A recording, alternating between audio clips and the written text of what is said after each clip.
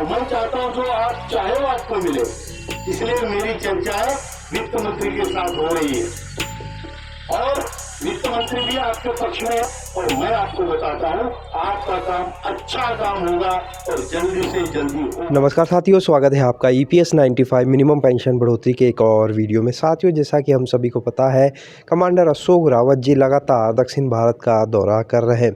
पहले तेलंगाना के वारंगल ज़िले में एक भव्य सम्मेलन का आयोजन किया गया था, जिसमें हज़ारों की संख्या में पेंशनर्स मौजूद थे। इसी क्रम में बेंगलोर कर्नाटका में भी कल एक भव्य सम्मेलन का आयोजन किया गया, जिसमें आप देख सकते हैं तस्वीरों में काफ़ी संख्या में पेंशनर्स उपस्थित थे। इसके अलावा बेंगलोर के प्रांतीय नेता भी इस सम्मेलन में मौजूद थे। कमांडर अशोक रावत जी लगातार संगठन को मजबूत करने पर जोर देते आ रहे हैं और इसी क्रम में ये दौरा चल रहा है। साथियों, जैसा कि हम सभी को पता है, हाल ही 20 दिसंबर को श्रम मंत्री मनसुख मांडविया जी से NSE टीम की मुलाकात हुई थी, जिसमें श्रम मंत्री जी ने आश्वासन दिया था कि आपका काम युद्ध स्तर पर चल रहा है और बहुत ही जल्द पेंशनरों को खुशखबरी देखने को मिलेगी। श्रम मंत्री जी ने आगे कहा था कि चूंकि ये फाइनेंशियल मैटर है और काफ़ी स्टेप में ये प्रोसेस पूरा होना है, अगर केवल लेबर डिपार्टमेंट और EPFO के द्वारा ही अगर ये किया जाएगा तो आपकी पेंशन उतनी नहीं बढ़ेगी। इसीलिए हम चाहते हैं कि आपका जो हक है,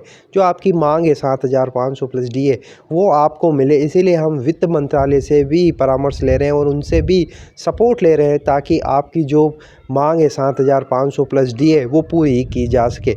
इसके लिए वक्त थोड़ा लग रहा है, लेकिन आप निश्चिंत रहिए, आपका काम युद्ध स्तर पर चल रहा है और बहुत ही जल्द आपको खुशखबरी देखने को मिलेगी।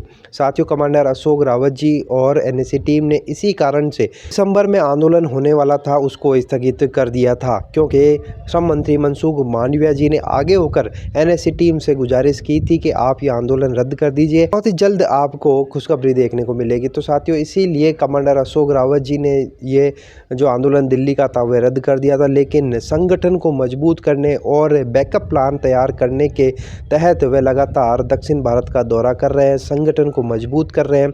और अगर खुदा न खास्ता किसी कारणवश से पेंशन बढ़ोतरी इस आगामी बजट सत्र में नहीं होती है तो फिर से आंदोलन की राह पर पेंशनरों को जाना पड़ सकता है। लेकिन साथियों, आप देख सकते हैं हज़ारों की संख्या में यहाँ पर बेंगलोर शहर में पेंशनर मौजूद थे। सम्मेलन में कमांडर अशोक रावत जी का सम्मान किया गया, उनके द्वारा किए जा रहे प्रयासों को पेंशनर द्वारा सम्मानित किया गया, प्रांतीय नेताओं द्वारा सम्मानित किया गया। इसके अलावा सभी पेंशनरों ने एक मत में संगठन को मजबूत करने और कमांडर अशोक रावत जी के नेतृत्व में संगठन को आगे बढ़ाने का सबने एक स्वर में हामी भरी। सम्मेलन में पेंशनरों को संबोधित करते हुए कमांडर अशोक रावत जी ने कहा कि हमें हमेशा संगठन को मजबूत करने पर ध्यान देना चाहिए। चाहे हमारी पेंशन बढ़ जाए तो भी हमें संगठन कायम रखना है, क्योंकि आगे कुछ भी हो सकता है, ये सरकार है। इसलिए हमें हमेशा संगठन पर काम करते रहना है और संगठन को मजबूत करते रहना है। कमांडर अशोक रावत जी ने आगे कहा कि वित्त मंत्री द्वारा बातचीत में हमें यह लगा है कि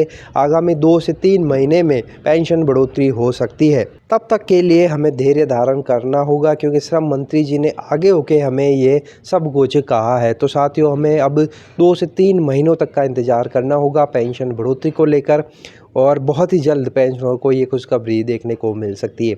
कमांडर अशोक रावत जी और NSE टीम लगातार प्रयास कर रहे हैं कि जल्द से जल्द पेंशनरों को उनका हक मिले और देश भर के सारे पेंशनरों के चेहरों पर खुशियाँ लो। तो साथियों, आप कमांडर अशोक रावत जी और NSE टीम के प्रयासों को किस प्रकार से देखते हैं, आपकी राय कमेंट बॉक्स में ज़रूर बताइए।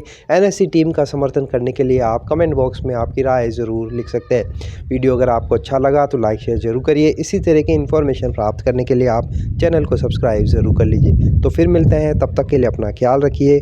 जय हिंद, जय भारत।